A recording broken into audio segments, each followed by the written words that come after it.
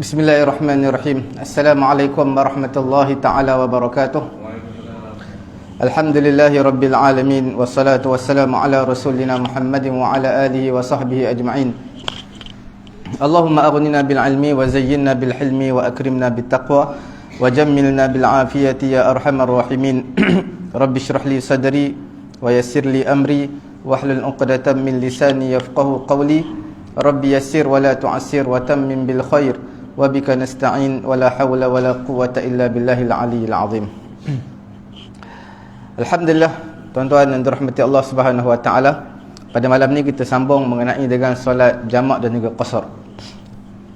Untuk pengetahuan tuan-tuan mengenai solat jamak dan juga qasar ini, jamak adalah menghimpunkan, dan sebulat suara di kalangan ulama keseluruhannya, pensyariatan jamak ini mereka semua sebulat suara menyatakan zuhur dan asar adalah dibenarkan untuk jamak di mana, ketika mana menunaikan haji di padang Arafah.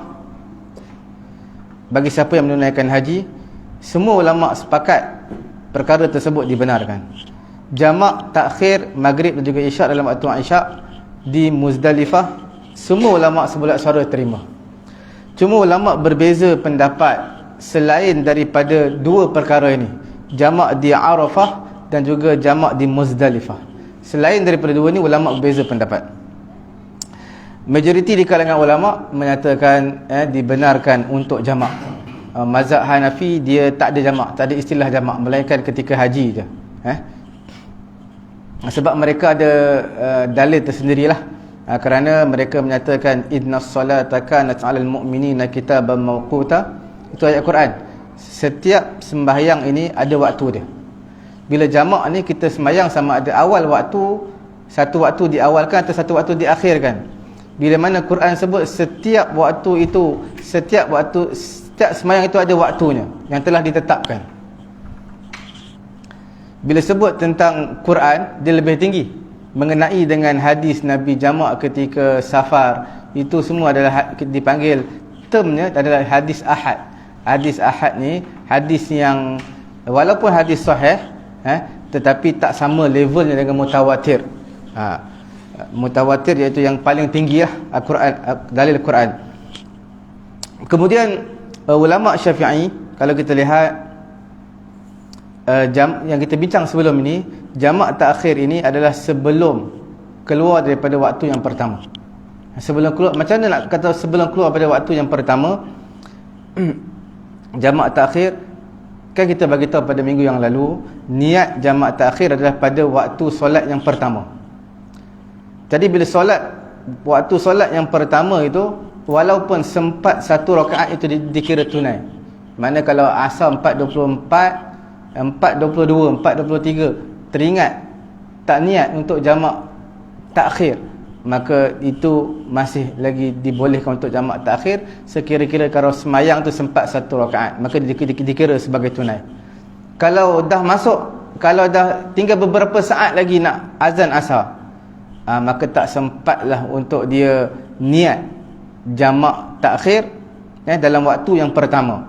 Maka pada ketika itu solat dia adalah jadi solat qada. Solat zuhur tu solat qada, solat asar solat biasalah.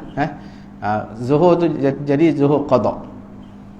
Kalau dia cuai dalam perkara ini, maka dia dianggap sebagai berdosa dan derhaka lah. Kalau dia terlupa, itu tidak menjadi masalah. Sebab apa jadi semayang itu semayang qada? Li khuluwil waqti anil fi'li awil azmi. Kerana dia tak ada pun berlalunya satu waktu zuhur tadi, tak ada pun niat azam untuk kita buat semayang zuhur. Tidak ada azam langsung. Kita kalau kita dah masuk isyak, contoh dah masuk isyak, tak semayang isyak lagi. Bila nak semayang, rasa nak rehat dulu sebab letih sangat malam ni, rasa nak tidur dulu, bangun tidur tak tahu pukul apa, baru nak semayang isyak.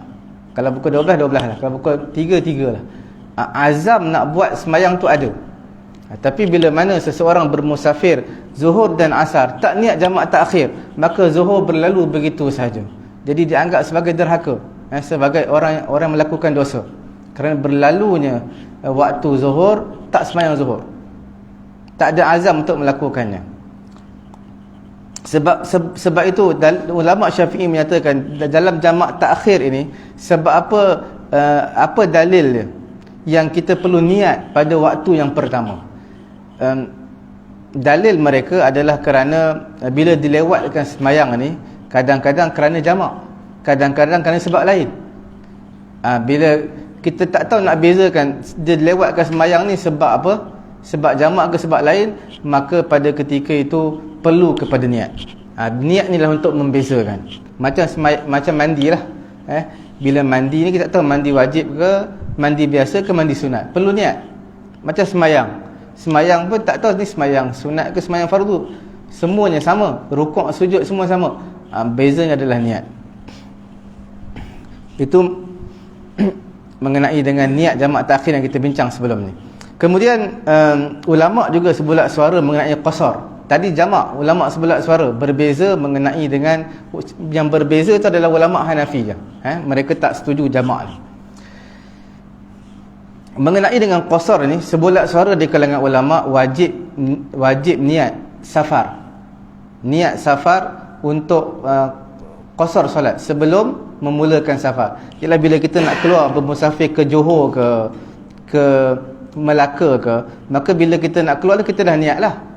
Tak adalah kita niat sahaja aku pergi ke Melaka, tak ada niat macam tu, tapi kita dah niat aku nak pergi ke destinasi, sama ada ke Johor Bahru ke, kita dah niat dah safar kita tu.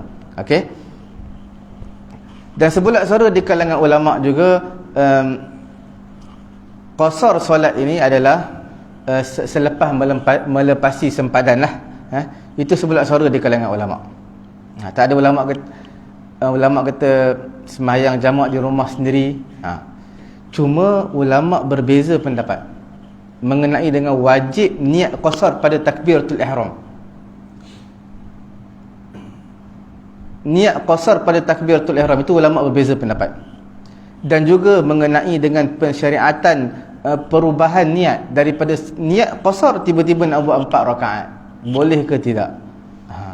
Itu yang ulama berbeza pendapat.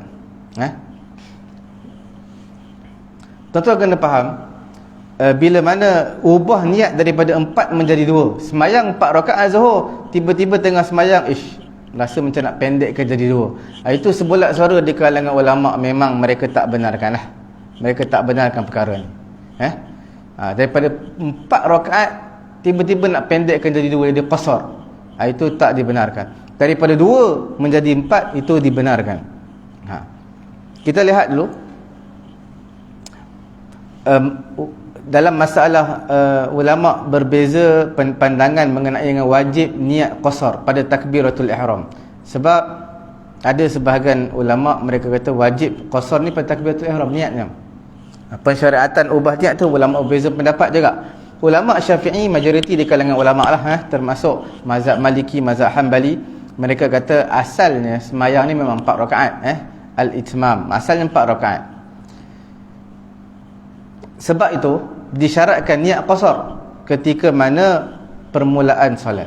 Ketika mana kita nak awal-awal semayang, maka disunatkan. Yang aulanya adalah niat yang bukan yang aula, wajib untuk dia niat qasar ini pada awal-awal semayang. Apa awal semayang? Takbiratul ihram. Kalau tuan-tuan masih ingat, kita ada bincang sebelum ni mengenai dengan niat semayang, niat qasar, niat jamak. Niat jamak ni tengok dah, jamak taqdim ke jamak takhir. Kalau jamak taqdim, niatnya adalah tak semesti pada takbiratul ihram, pada mana-mana tempat dalam semayang pertama. Ketika beri salam pun assalam tu, tuan-tuan nak niat jamak taqdim boleh. Ketika rukuk nak niat jamak taqdim boleh. Niat aku nak jamakkan sembahyang Zuhur ke sembahyang Asar. Ni ataupun niat aku nak buat sembahyang Zuhur ni jamak taqdim. Niat tu je dalam ketika sembahyang pertama. Tapi bukan niat sembahyang takbiratul ihram, itu tak ada perbezaan di kalangan ulama Syafi'i. Niat sembahyang pada awal-awal saja aku sembahyang fardu Zuhur 2 rakaat kerana Allah Taala, itu pada awal-awal. Itu pada takbiratul ihram. Niat jamak Selepas tu boleh tuan-tuan niat jamak. Selepas takbiratul ihram, niat jamak. Aku nak jamakkan zuhur ni jamak takdim. Ataupun tuan-tuan nak jamak, niat jamak tu ketika rukuk ke ketika sujud ke boleh. Yang penting kena ada niat jamak itu pada sembahyang yang pertama. Okey. Cuma yang afdal, yang aulanya adalah pada takbiratul ihram lah niatnya. Saja aku sembahyang fardu zuhur 2 rakaat dijamakkan dengan fardu asar kerana Allah Taala. Ataupun saja aku sembahyang fardu zuhur 2 rakaat jamak takdim kerana Allah Taala. Boleh juga.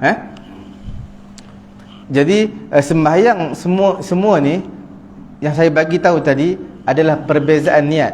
Niat sembahyang ulama Syafi'i sepakatlah memang pada takbiratul ihram. Niat jamak takdim pada mana-mana kondisi pada sembahyang yang pertama tu. Dan yang terbaik adalah takbiratul ihram, ketika takbiratul ihram. Yang penting sebelum selesai salam. Ketika beri salam pun boleh niat lagi. Itu jamak takdim. Jamak takhir adalah pada waktu yang pertama. Sembahyang zuhur, asar bukan sembahyang pertama, waktu yang pertama. Jamak takdim adalah pada sembahyang yang pertama jamak. Sekarang kita nak bincang bukan niat jamak, niat qasar. Niat qasar majoriti di kalangan ulama termasuk mazhab Syafi'i kita, iaitu niat qasar ini adalah pada awal-awal sembahyang saja, iaitu pada takbiratul ihram. Kita tak boleh saja aku sembahyang fardu zuhur dijamakkan dengan asar kerana Allah Taala. Kemudian baru niat aku nak sembahyang zuhur ni 2 rakaat qasar. Itu tak dibenarkan sebab niat qasar mestilah ketika dalam takbiratul ihram. Okey? Sebab apa? Sebab ulama kata asalnya sembahyang itu adalah al-itmam 4 rakaat. Bila kita nak pendekkan dia jadi 2, perlu dibuat pada awal.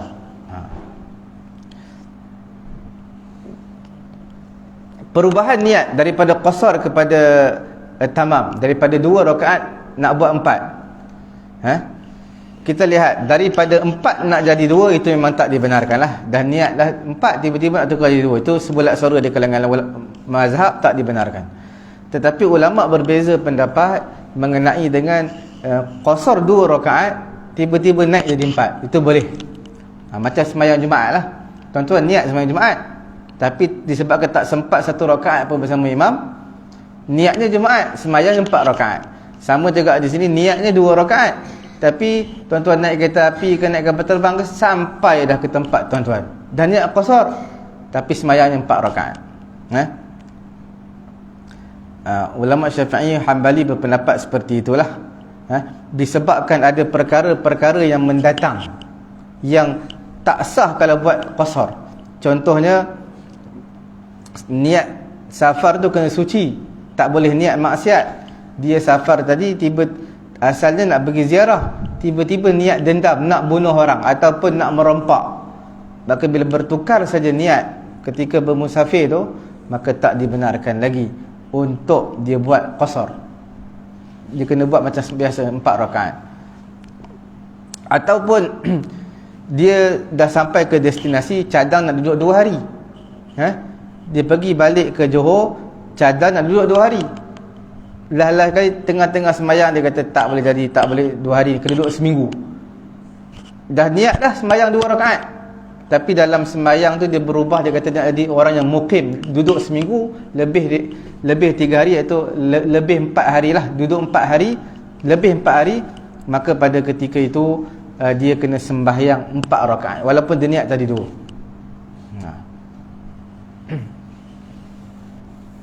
Okey, itu antara sebahagian yang kita dah bincang pada minggu yang lalu lah. Kemudian kita lihat pada hari ini tempoh untuk bermusafir pun kita dah bincang pada minggu yang lalu, iaitu dalam mazhab Syafi'i kita hanya 3 hari sahaja. 3 hari saja, tidak termasuk hari pergi dan hari pulang. Hari pergi 1 hari, hari pulang 1 hari, semua 5 hari. Okey. Ada satu lagi, bila mana seseorang sampai niat nak duduk di Johor, duduk seminggu sampai saja ke tempat kawasan dia sana di Johor Bahru tersebut, tidak dibenarkan lagi untuk dia buat jamak dan juga qasar, sebab dia dah niat duduk seminggu. Itu begitulah bincang pada minggu yang lalu. Okey. Satu lagi, idza aqama fi mawdi'in liqada'i hajatin, dia duduk satu tempat, cadang nak duduk 3 hari lah, masuk hari pergi pulang 5 hari, hari yang kelima dia nak balik lah. Tapi masalah yatawaqqa' qada'aha, dia menyangkakan urusan dapat selesai, tapi tak dapat selesai. Sampai masuk dah hari yang kelima nak bergerak lah, tak selesai, ada masalah. Esok balik, esok pun tak selesai kak, ada masalah lain pula. Lusa balik, lusa pun tak selesai kak, tolak sampailah hari yang ke-18. Hari yang ke-18, maka di sini dibenarkan sepanjang 18 hari dibenarkan untuk buat jamak dan juga qasar. Tapi bila sampai saja 18 hari tak selesai kak, hari ke-19 tak boleh buat jamak qasar. Apa dalil dia? Dalil dia, Nabi SAW ketika mana Fathu Makkah, pembukaan kota Makkah, Nabi duduk di Makkah 18 hari. Nabi buat sembahyang qasar kerana bermusafir, kerana urusan negara lah, kena membuka kota Makkah. Nabi buat 18 hari ni, Nabi buat apa? Sembahyang qasar, menunjukkan dibenarkan untuk kita buat. Sebenarnya ini dalam mazhab Syafi'i, dalam mazhab lain ada sampai sebulan.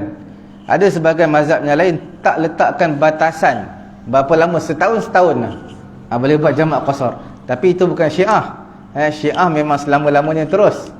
Tapi ini nak bagi tahu dia ada hajat, tak selesai lagi hajat dia di tempat tersebut, adalah urusan-urusan tak selesai. Maka kalau 2 bulan, 2 bulan.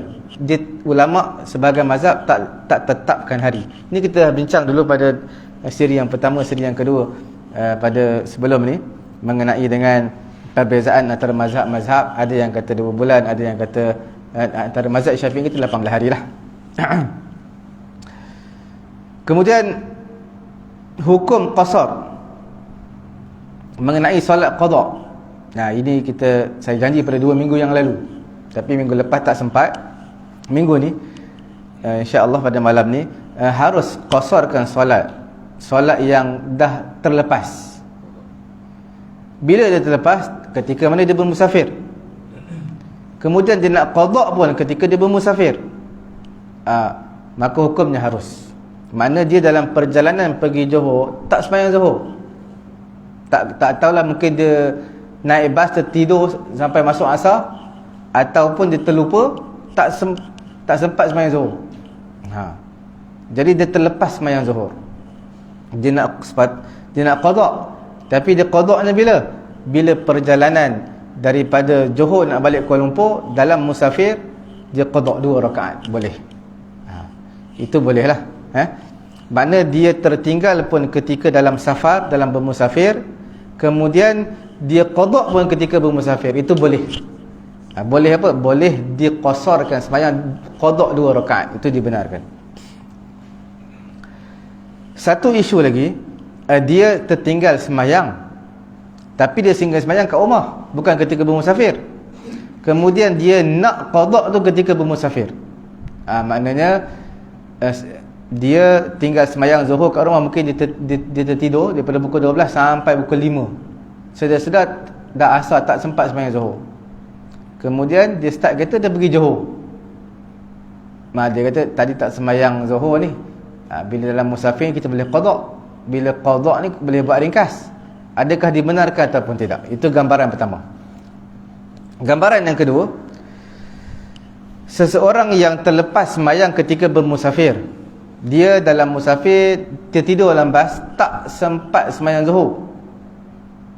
Orang lain turun makan, dia tak turun, sebab dia tidur mati dalam bas. Kemudian bila sampai je rumah dia, dia nak qada. Dia nak qada dekat rumah dia nak qada, boleh tak qada 2 rakaat? Sebab tadi tertinggal dalam bas ketika bermusafir. Zuhur tadi sepatut sembahyang 2 rakaat, dia nak qada kat rumah 2 rakaat. Jadi dalam dua situasi yang terakhir yang saya sebutkan tadi adalah tidak dibenarkan untuk dia melakukan solat qasar 2 rakaat, dia kena buat 4 rakaat. Apa dua situasi tadi? Situasi yang pertama, dia terlepas sembahyang zuhur di rumah, nak qadaknya dalam perjalanan supaya boleh dapat 2 rakaat, tak dibenarkan sebab dia tertinggal di rumah. Kalau nak qadak dalam musafir boleh, tapi qadaknya 4 rakaat bukan 2, sebab dia hutangnya 4. Dia hutang 4, jadi dia kena bayar 4 lah. Dia tak boleh ambil dia buat helah untuk buat 2 dalam musafir. Situasi yang kedua ni juga, dia terlepas sembahyang zuhur, tak sempat sembahyang atau terlepas sembahyang ketika mana dalam musafir. Tiba-tiba nak qada ketika dalam musafir, tak nak qada sampai kat rumah. Nak qada di rumah kena buat 4 juga, tak boleh buat 2. Sebab apa? Sebab qada kalau tertinggal ketika mana bermusafir, kena dalam lingkungan safar saja boleh untuk qada. Kalau dah sampai rumah daripada 2 tadi tak dibenarkan, jadi 4 rakaat. Okey. Kemudian apabila seseorang itu berasa ragu-ragu dalam sembahyang dia, hal fatathu fi safar atau fil hadar fala yajuzu kadzalika qasruha. Kalau dia jadi was-was, aku tertinggal sembahyang zuhur dulu bulan lepas ketika musafir ke ketika tak musafir, bila mana jadi was-was macam tu, sembahyang je 4 rakaat. Tak perlu fikir ketika tertinggal zuhur tu ketika musafir ke tidak, sembahyang je 4 rakaat. Isu yang berikutnya, sekiranya seseorang dia dalam perjalanan daripada tempat dia ke satu destinasi lah, contoh ke Melaka ataupun ke Negeri Sembilan yang hampir-hampir sempadan dengan Melaka. Jadi kalau ikutkan daripada perjalanan dia ni, daripada tol Sungai Besi tu, nak bermula daripada situ sampailah ke destinasi dia tu, sebenarnya tak cukup apa? Tak cukup 2 marhalah. Mungkin dekat-dekat 80 km je, tak cukup. Tapi dia ada satu alternatif lain, ikut jalan jauh. Bila ikut jalan jauh, ikut mana, lekas ke mana ke, jalan panjang, jalan jauh je rasa. Bila jauh ni tengok waste, lebih ni 90 lebih, dah boleh buat jamak ni. Adakah dibenarkan untuk dia buat qasar dan juga jamak ataupun tidak? Sebab dia ada 2 pilihan. Dia pilih yang jauh supaya dapat buat jamak dan juga qasar, tak nak pilih yang dekat. Di sini kita lihat, sekiranya dia melalui satu jalan yang jauh,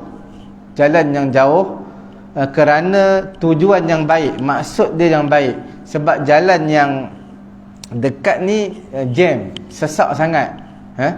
Kalau ikut jalan mana lekas ni, jalan dia jauh tapi laju. Kereta boleh bergerak cepat walaupun jauh, maka dibenarkan untuk buat jamak. Sebab apa? Sebab ada tujuan ataupun maksud yang betul, untuk memudahkan perjalanan, untuk mengelakkan jam. Ataupun kerana jalan biasa ni mungkin tidak berapa elok, highway ni elok lagi tapi jauh, maka itu dibenarkan juga untuk jamak. Tetapi kalau dia tak ada apa-apa maksud, saja-saja nak ikut jalan jauh, saja-saja suka-suka, maka tak dibenarkan untuk qasar.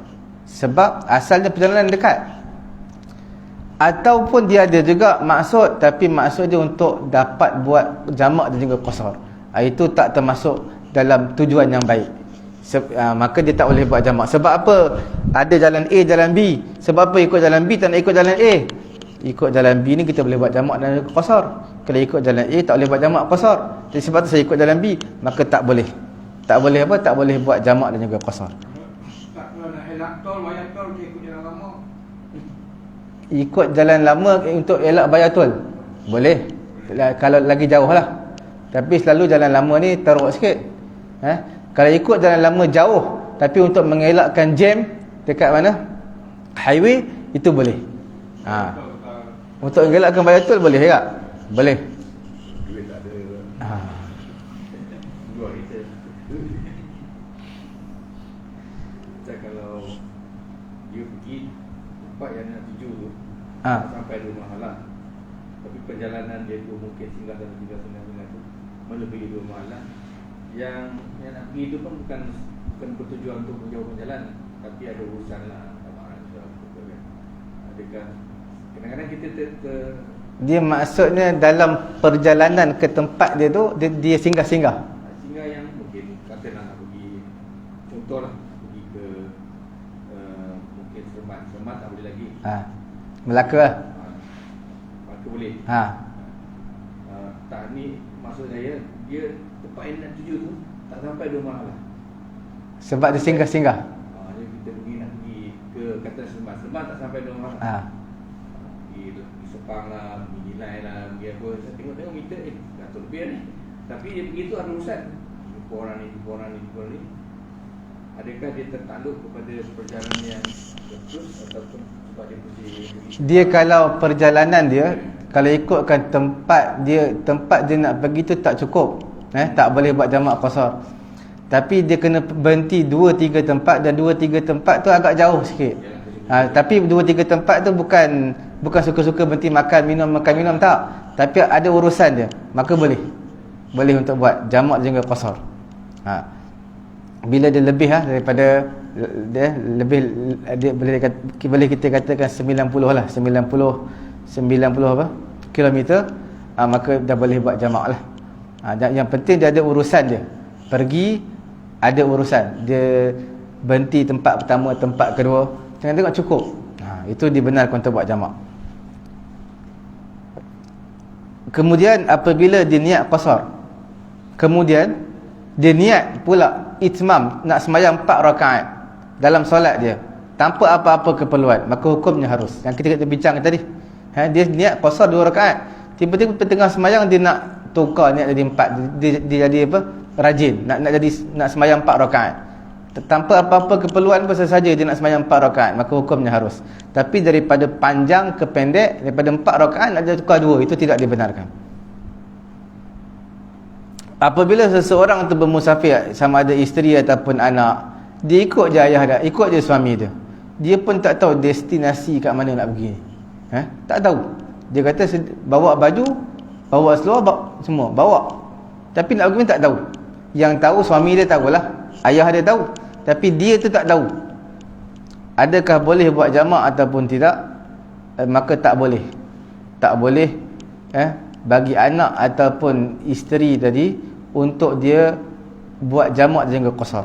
Tak boleh bila? Sebelum melepasi 2 marhalah. Selepas melepasi 2 marhalah baru boleh dia buat jamak dan juga qasar. Sebab apa? Sebab dia tak tahu destinasi dia, dia ikut je suami dia.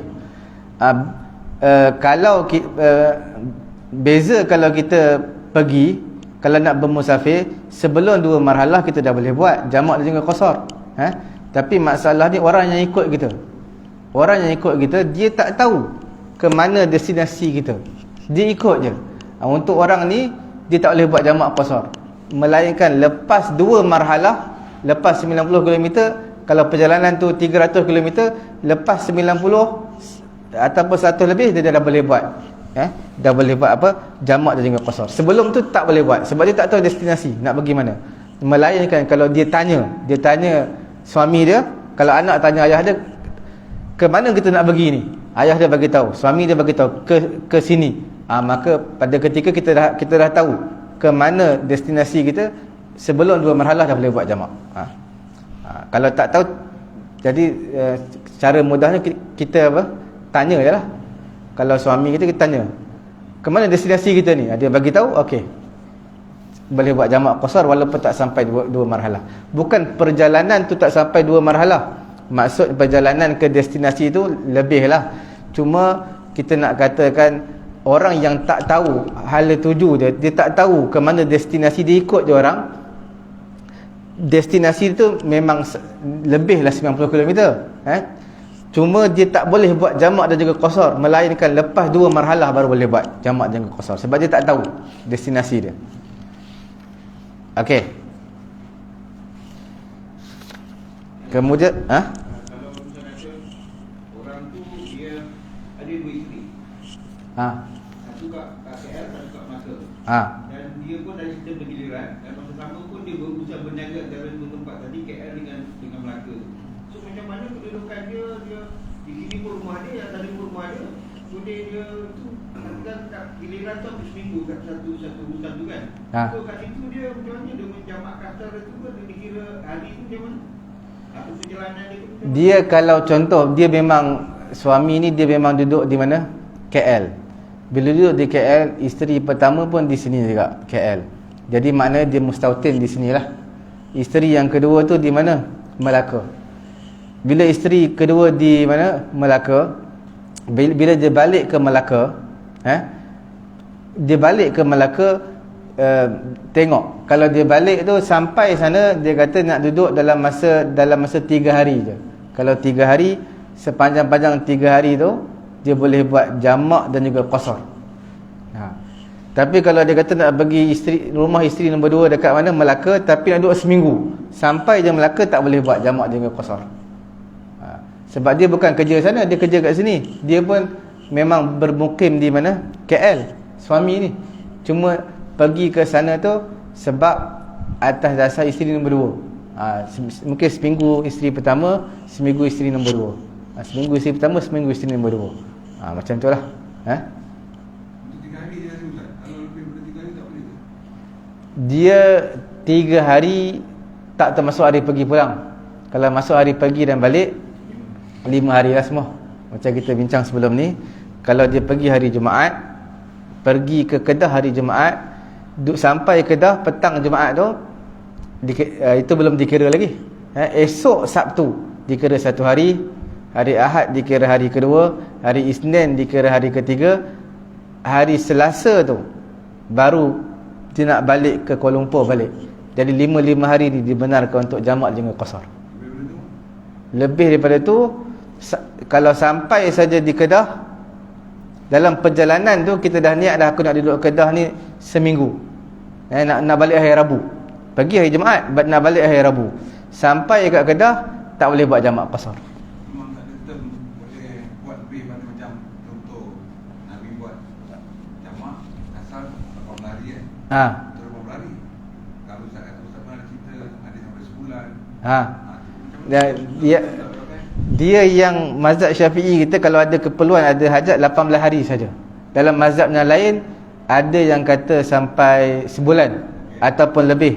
Ada yang tak letakkan batasan waktu. Selagi ada hajat, boleh buat jamak dengan qasar, walaupun sampai setahun. So yang ni kita tak pakai, walaupun seminggu pun kita tak pakai. Dalam mazhab Syafi'i itu sampai 18 hari je. Maknanya kalau seminggu boleh lah. Tapi itu sekiranya ada hajat tau. Maksud ada hajat ni, hajat dia selesai pada hari yang kelima. Contoh dia bergerak ke Kedah hari Jumaat, hari Selasa dia nak balik, tiba-tiba hari Selasa tu ada masalah sikit lah, mungkin nenek dia tenat ke apa, jadi nenek dia ni meninggal. Kemudian bila nenek meninggal, esok dia nak balik, tengok-tengok esok ada masalah lain pula. Lepas tu bila dah selesai masalah tu, lusa dia nak balik, tengok lusa pun ada masalah juga, ada masalah. Esok tulat tu dia nak ni balik, time tulat tu ada masalah lagi, sampai 18 hari. Kalau berterusan masalah sampai hari yang ke-19, maka tak boleh buat jamak dengan qasar. Tapi bukanlah maksudnya dia kata aku ada kerja ni siap dalam masa sebulan, siap dalam masa 15 hari. Jadi siap dalam masa 15 hari, dia dah buat jamak qasar sepanjang 15 hari. Tak boleh lah. Dia kena maknanya hari yang dinanti-nantikan esok tu siap. Hari yang dia nantikan dapat selesaikan kerja itu esok. Tapi masalah belum selesai, tangguh ke lusa. Lusa belum selesai, tulat belum selesai, sampai 18 hari. Dia bukan boleh terus saya ada kerja selama 15 hari. Jadi 15 hari saya nak buat jamak qasar. Itu tidak dibenarkan lah. Dalam mazhab Syafi'i macam itulah. Okey. Sekarang kita lihat mengenai dengan syarat jamak, syarat qasar ni. Qasar ni hanya berlaku pada sembahyang yang 4 rakaat lah. Sembahyang zuhur, asar, isyak. Maghrib tak boleh qasar, subuh pun tak boleh qasar sebab dia memang dah pendek 2 rakaat. Kemudian perkara yang kedua, nak jamak ataupun qasar ni mestilah seseorang itu tahu destinasi dia. Jangan dia start kereta, dia masuk highway, masuk suka, masuk duka, masuk semua sekali sampailah 200 km. Pergi mana tak tahu. Kalau lapar berhenti makan terus je sampai ke mana, Perlis. Tapi tak tahu destinasi, jalan lebih daripada sampai 500-600 km, maka tak dibenarkan buat jamak sebab tak ada destinasi. Perkara yang ketiga, safar. Safar tersebut, permusafiran tersebut adalah permusafiran yang harus. Apa maksud harus? Maknanya bukan maksiat. Sama ada musafir tadi wajib seperti haji ataupun sunat seperti ziarah ayah, ibu ataupun ziarah kawan-kawan. Maka musafir tersebut adalah musafir yang dibenarkan untuk jamak dan juga qasar. Kalau yang makruh, adakah dibenarkan jamak dan juga qasar? Kalau permusafiran tersebut permusafiran yang makruh, masih lagi dibenarkan sebab makruh bukan benda yang berdosa, bukan perkara yang berdosa. Kalau haram, itu berdosa. Bila berdosa tak boleh buat jamak dan juga qasar. Sebab apa? Sebab dalam bermusafir kita diberi kelonggaran, rukhsah. Dalam bahasa Arab dipanggil rukhsah. Satu term lah dalam usul fiqh dipanggil rukhsah, satu kelonggaran. Kelonggaran ni diberikan dalam situasi tertentu, seperti kita musafir, seperti kita sakit, seperti dalam situasi-situasi tertentu dibenarkan. Seperti solat jamak qasar ni dibenarkan ketika bermusafir, tapi bukan setiap hari. Jadi bila bermusafir dibenarkan untuk solat jamak dan juga qasar, dia ada syarat-syarat dia lah. Syarat-syarat dia mestilah permusafiran tersebut permusafiran yang harus, bukanlah yang haram. Kalau permusafiran tersebut adalah safar yang haram, maka tak dibenarkan. Rukhsah tidak akan diberikan. Kelonggaran jamak qasar tak akan diberikan kepada orang yang derhaka, iaitu kepada orang yang buat dosa ni. Bila sebut tentang safar yang haram ni banyaklah. Dalam kita tak sedar. Safar yang makruh masih dibenarkan. Safar yang makruh, kalau pergi tengok apa bola, safar harus ke makruh? Tengok bola. Sebab apa makruh? Tidak ada unsur dosa, Ustaz. Tak ada unsur dosa. Kalau dia pergi ke stadium sebab apa? Atas pertaruhan. Kalau pasukan A menang, dia dapat 1,000. Kalau pasukan B menang, maka orang satu lagi akan dapat RM1,000.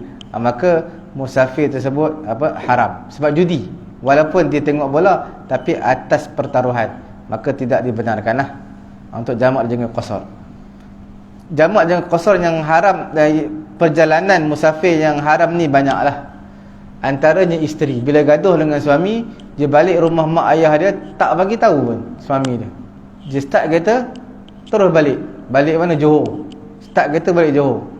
Boleh tak dalam perjalanan tu dia berhenti sembahyang jamak qasar? Tak dibenarkan sebab dia balik tanpa pengetahuan suami dia.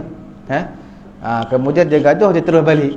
Maka tak dibenarkan untuk jamak dan juga qasar sebab musafir tersebut adalah musafir yang haram. Okey. Apa dia? Bercuti boleh lah. Dia bukan benda yang ni. Makruh. Tak. Harus. Bila kita bercuti, kita nak lihat tempat-tempat orang lah. Kita lihat tempat yang belum pernah kita lihat. Mungkin kita pergi ke Jordan, kita tengok laut mati. Mungkin kita pergi ke negara-negara mana, Amerika apa, kita lihat macam mana struktur bangunan dia ke, budaya dia ke. Jadi perkara-perkara ni benda yang baru lah. Jadi dia bukan benda yang haram, bukan benda makruh. Okey. Safar yang haram lagi apa? Seseorang sepatutnya dia kena bayar hutang akhir bulan ni. Tapi sebab takut tuan hutang minta hutang akhir bulan, sehari sebelum akhir bulan dia dah start kereta dia pergi musafir jauh, sebab nak lepas daripada bayar hutang, takut tuan dia minta hutang. Itu pun perjalanan yang haram, sebab dah sampai tempoh matang, kena bayarlah hutang. Kemudian perkara yang ketiga, musafir yang haram ni, kalau anak yang bermusafir tak minta izin daripada ibu dan juga ayah dia. Dia musafir jauh, pergi Johor, pergi jauh lah, Kedah ke mana ke, Perlis ke, tak minta pun izin, tak bagi tahu pun mak dan juga ayah dia. Kalau dia bagi tahu mak ayah dia tak beri izin, maka dia tak boleh pergi. Kalau dia pergi, tak boleh buat jamak juga qasar. Ustaz, yang anak tu Ustaz, yang anak tu kira anak lah, macam anak saya. Tapi anak saya ni kalau umur dia dah tua Ustaz. Anak tu anak lelaki perempuan? Lelaki lah. Kalau lelaki tak apa, sebab lelaki kalau dah besar tak apalah. Kalau perempuan masih bawah kita. Bawah. Kalau lelaki masih bawah, kalau perempuan masih bawah jagaan kita. Kalau lelaki, kalau dah umur 20 tahun tak apalah. Tapi kalau 20 tahun pun, kalau duduk masih lagi duduk satu rumah dengan ibu dan ayah dia, perlu juga bagi tahu.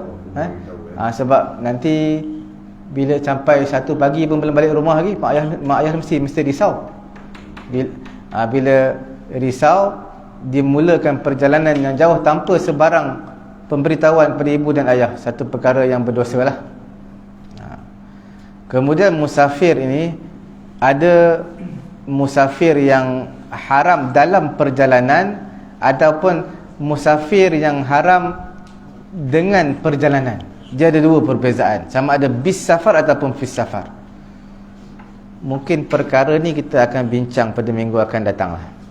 Boleh Dia ada beberapa lagi tau, syarat-syarat untuk bermusafir ni. InsyaAllah kita bincang pada minggu yang akan datang lah. Semoga Allah Ta'ala beri kefahaman pada kita. Kita tutup majlis dengan tasbih kafarah dan juga suratul Asr. Subhanallahumma wa bihamdihi, subhanakallahumma wa bihamdika, asyhadu an la ilaha illa anta, astaghfiruka wa atubu ilaik. Bismillahirrahmanirrahim. Wal 'asri innal insana lafi khusr illa alladhina amanu wa 'amilus salihati wa tawassaw bil haqq wa tawassaw bis sabr. Bismillahirrahmanirrahim. Alhamdulillahi rabbil alamin, wassalatu wassalamu ala rasulina Muhammadin wa ala alihi wa sahbihi ajma'in. Allahumma anfa'na bima 'allamtana wa 'allimna ma yanfa'una wa zidna 'ilma. Alhamdulillahi ala kulli hal wa na'udzu billahi min hali ahli an-nar. Wa sallallahu ala sayyidina Muhammadin wa ala alihi wa sahbihi ajma'in. Walhamdulillahi rabbil alamin. Taqabbalallahu.